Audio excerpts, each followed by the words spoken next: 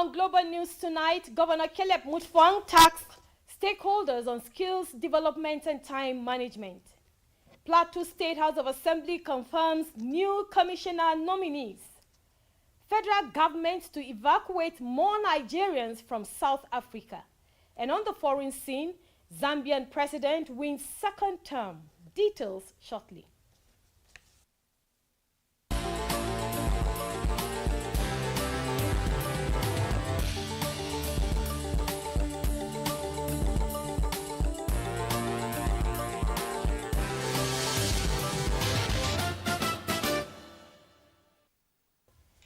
Good evening. It's nice to have you join us on Global News tonight. I am Theresa Gofwen. Governor Caleb Mutfwang has called on stakeholders in the training and development sector to prioritize skills development, time management, and local capacity building. The governor stated this while declaring open the 33rd Annual Trainers Conference of the Nigerian Institute of Training and Development, held at the Eliel Center, Jos. Our correspondent reports that the three-day conference has as theme talent sovereignty, engineering the self-replenishing workforce for national rebirth. The report. Declaring the event open, Governor Caleb Mutfwang, represented by the Secretary to the Government of the State, Samuel Jatto, called for greater emphasis on skills development and time management in Nigeria, saying the country must build capacity to retain talent and deliver quality jobs locally. Vocational education is a key to solving our unemployment problems in Nigeria. His Excellency has sent a message that we are ready to partner with you and probably do something. We'll do a collaboration that will bring you here to Plateau State so that we can train a large number of people. He pledged government's willingness to partner with the Nigerian Institute of Training and Development, describing the event as timely. The governor added that Plateau State is witnessing positive change, with hotel occupancy in just now 90% due to improved security and government policies. President and chairman of the Governing Council of the Nigerian Institute of Training and Development, James Bulu, said the Institute's 33rd conference is a testament to its resilience and commitment to human capital development over 3 decades. Bulu explained that the team is a strategic blueprint for national development. NATAL acknowledges that no professional institute can thrive in isolation. Building a self-replenishing workforce requires strong networks and knowledge exchange.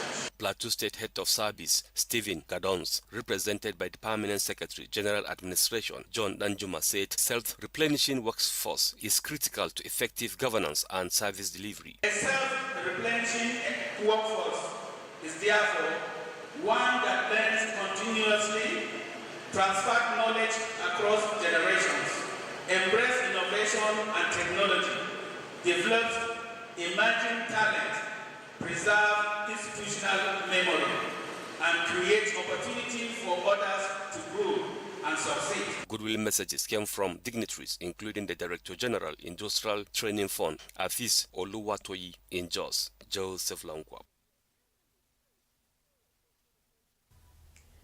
The Plateau State House of Assembly has screened and confirmed 3 commissioner nominees.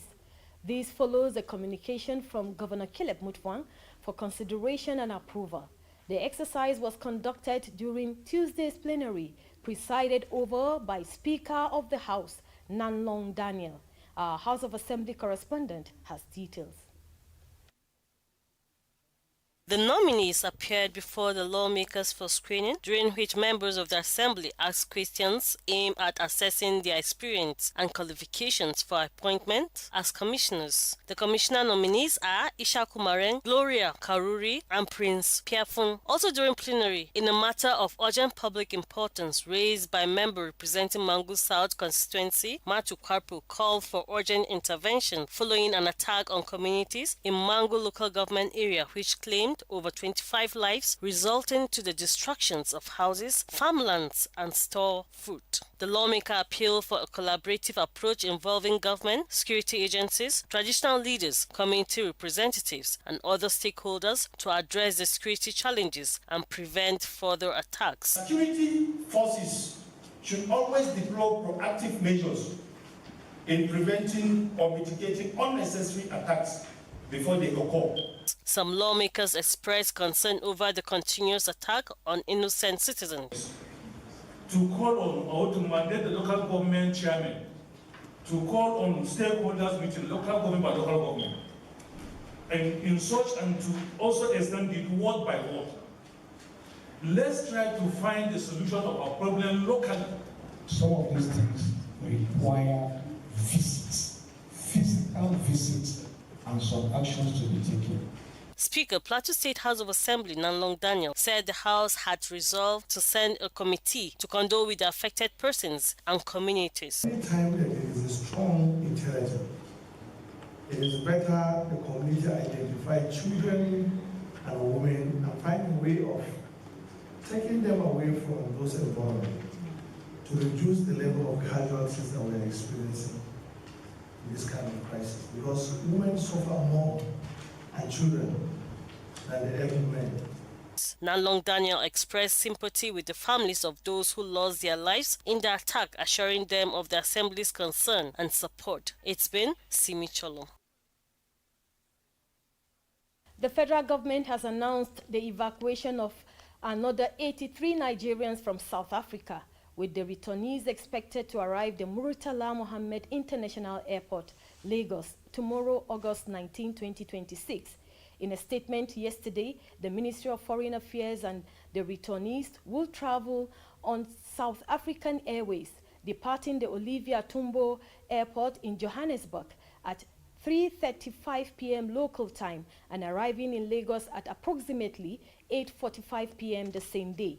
The ministry said the latest batch was facilitated through the intervention and sponsorship of flight tickets by public-spirited private individuals whose support it acknowledged with gratitude.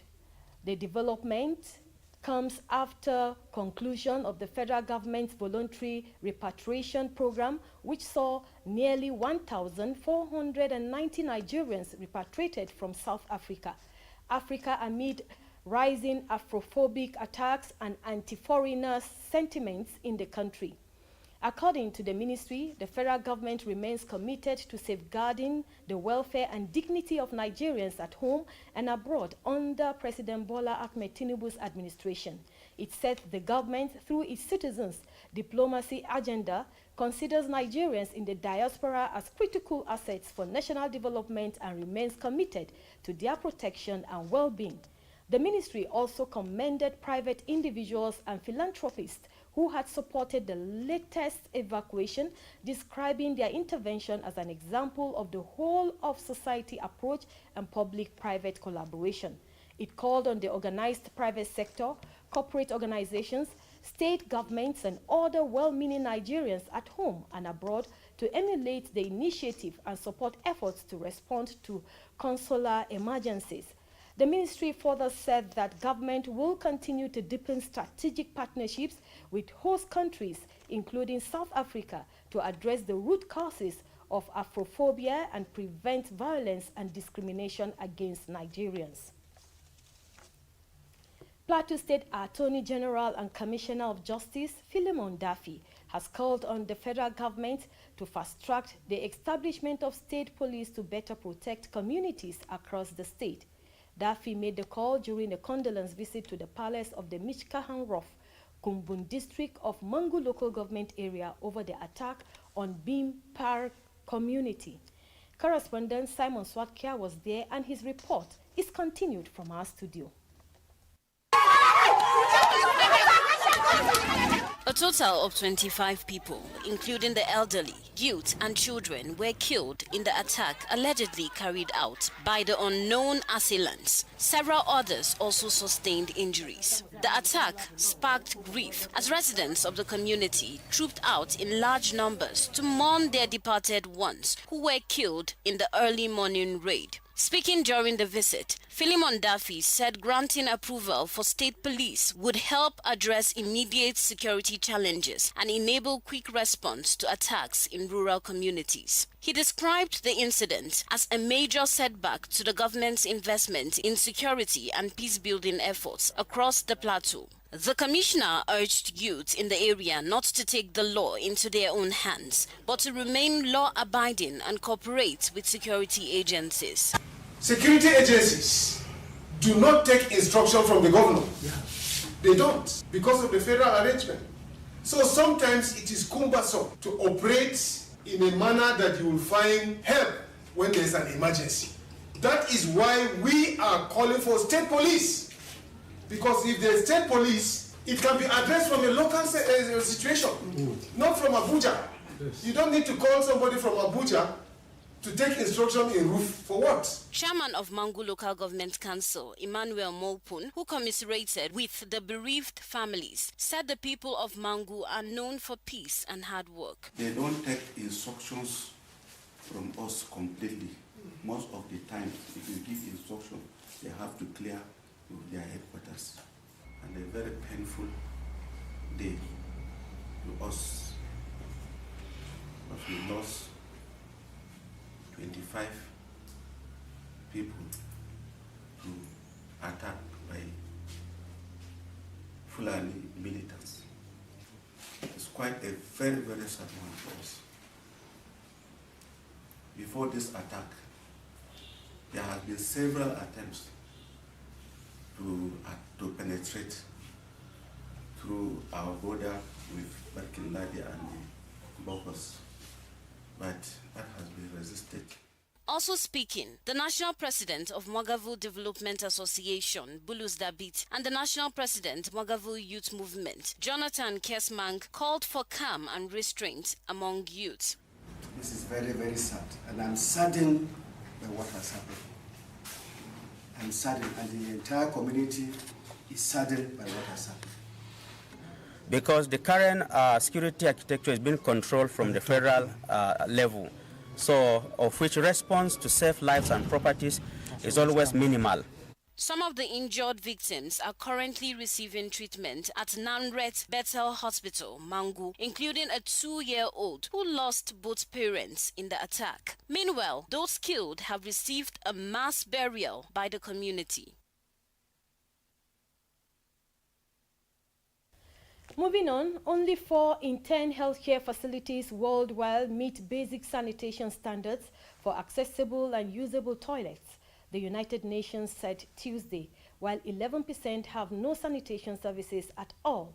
In a report, the UN's Health and Children's Agency said only 40% of healthcare facilities last year had toilets that adequately met the needs of patients and staff, including people with limited mobility.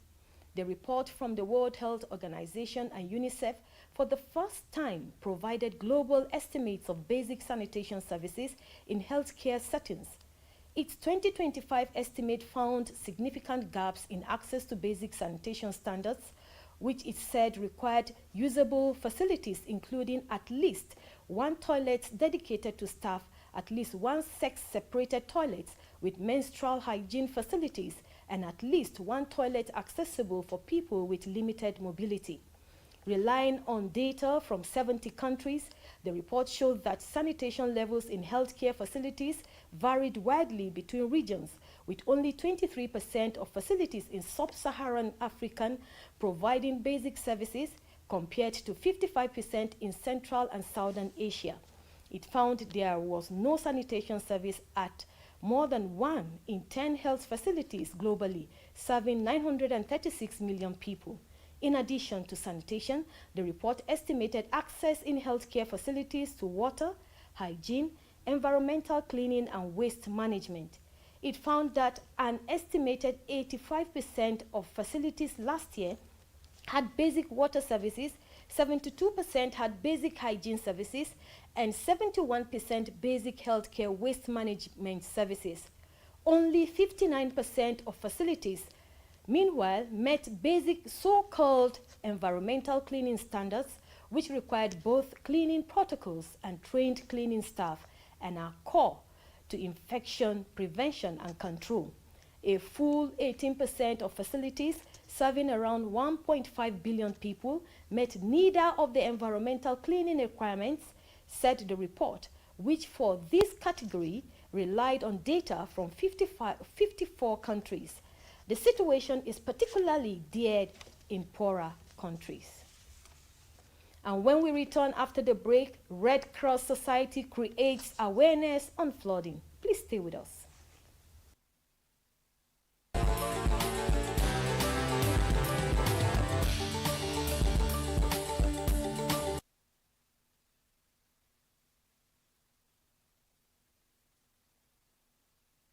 Malaria knocks you down. You can be sure parasites are having a party in your system. Welcome to our new kingdom, guys! Comel, an effective weapon against malaria.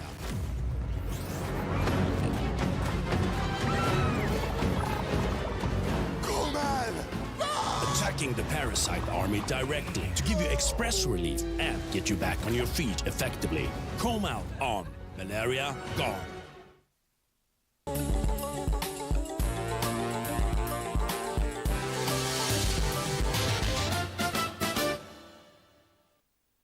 Glad to have you rejoin us. The Chief Judge of Plateau State, David Mann, has described the review of the amendments of the High Court rules across the 4 legislative instruments in the state as a major landmark in the annals of the judiciary. Justice Mann stated this while receiving the reports of reviewed rules by the committee set up to handle the assignment. Our correspondent was at the Judges Conference Hall of the High Court venue of the event. The report. Receiving the reports by the Rules Review Committee on the review of High Court of Plateau State Civil Procedure Rules 2020, District Court Law 1963, District Court Civil Procedure Rules 1963, Area Court Law 1968, and Area Court Civil Procedure Rules 1971, Chief Judge of the State, Justice David Mann, described it as a landmark event in the annals of the judiciary of the state. From the presentation this morning by the chairman, the Honorable Justice A.I. Ashom, it's very clear that the committee went to great lengths to ensure that the review benefited from inputs from all stakeholders across the board.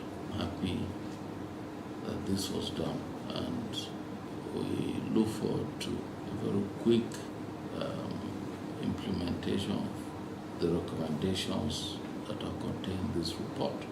Chairman of the committee, Justice Arum Ashom, who presented the report to the Chief Judge, explained that during the review, the committee observed several provisions and existing laws and rules which have become outdated due to constitutional developments, statutory reforms, and evolving precedents. Justice Ashom added that the committee had made extensive amendments across the 4 legislative instruments, believing that if implemented, will enhance access to justice, improve efficiency in case management, among other benefits. It is the committee's respectful belief that these reviews, laws and rules will significantly strengthen the administration of justice in Plateau State and provide a modern procedural framework for the effective operation of the district and area courts. The committee prayed the Chief Judge to expediently approve the review laws and rules as well as take further steps necessary for their enactment and implementation. In Jos, Rodkan, Nanfa.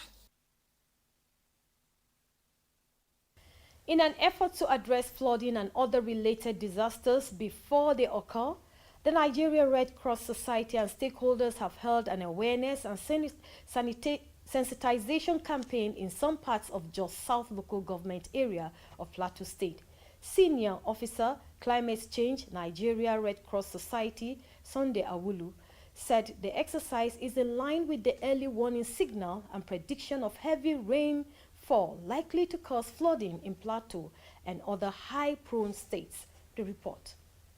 The awareness and flood campaign organized by the Red Cross Society and its partners took off from the Bukuru Market roundabout to some major parks in Jos South local government area, holding banners and hand flyers with messages such as "Be flood ready," "Stay safe," "Avoid flood waters," and follow emergency alerts in case of flood incidents. The campaign aims at creating further knowledge on the do's and don'ts to avoid flooding. Senior Officer, Climate Change, Nigerian Red Cross Society, Sunday Awulu, said Plateau State is listed as a flood-prone area with high elevated risk. the state has been captured as a state that will likely to experience a flood this year. So we will not hold our arms to just wait until it comes from that. So that is why we are here.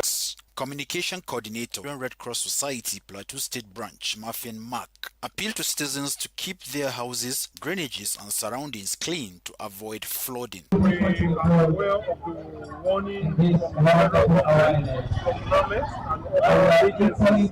On the plateau, we will have a lot of flooding, and so far so good, we see just north and then just south. Chief Search and Rescue Officer, National Emergency Management Agency, NEMA, Jos Operation Office, Nuruddin Musa, said community readiness and support is essential. Sensitizing the community about the danger of floods and their responsibility. So this is the key message. It's inevitable. It's a natural disaster, but it's happened as a result of action and inaction. Ward Head Raul Kakgiel Da John Pojo advised citizens in flood-prone areas to immediately evacuate in order to avoid any form of disaster. Many states in Nigeria, including the FCT, have been ravaged with floods recently. It is hoped that with this campaign, this can be further averted in Plateau State. I am Katlong Gukwat. Evangelical Church Winning All, EQUA, has made substantial investment on its teenagers to propagate the gospel of Jesus Christ across key communities in Jos Central and Toro District Church Councils. At the closing of a 2-week program tagged EQUA Teens in Mission, the teenagers were hosted to a dinner with the EQUA president, Job Bakat, and the other executives. Our correspondent, who covered the event held at the EQUA headquarters in Jos, reports that the program is in collaboration between the Christian Education Departments of EQUA and the EQUA executives. Established in 2013, the EQUA Teens in Mission marks 13 years of existence, where teenagers from across Nigeria's district church councils converge to embrace the ideals of the mission work in an intensive 2 weeks of practical mentorship on the missions. This time, 17 teenagers cutting across 8 district church councils converged on Jos, with imparting mission work rendered across areas in Toro and Jos Central District Church Councils. Speaking at the event, EQUA President Reverend Job Bagat, alongside General Secretary Reverend Ayuba Asheshe, lauded the Teens Project in the missions, stressing the need to catch them young in the tortuous journey of missions amid a passionate recommendation to sponsor more teens to be part of the program subsequently. The EQUA President promised to sponsor 60 teens next year in order to accommodate more district church councils. The greatest work God has given mankind is to reach the lost souls on earth. There is always joy in heaven when a soul, a single soul is won. It's always good to catch them young.